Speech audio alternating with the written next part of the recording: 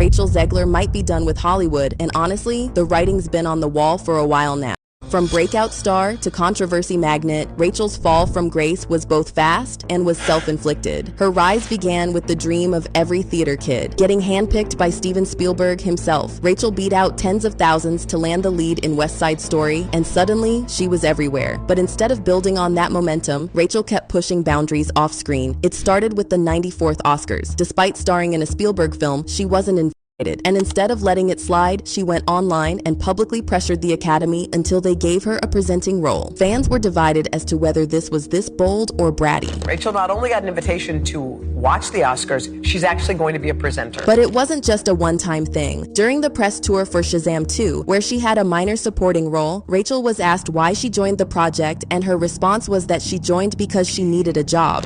What made you want to step into this world of DC heroes? I needed a job.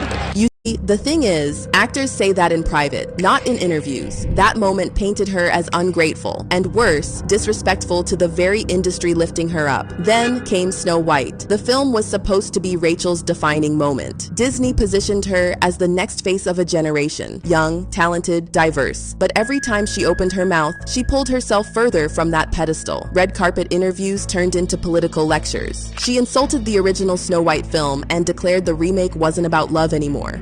Audiences were confused, like, if you hate the character so much, why take the role? You know that you've told me before that your version of Snow White is different, and it's more of a 2022 version of Snow White. What did you mean by that? I mean, you know, the original cartoon came out in 1937, and very evidently so.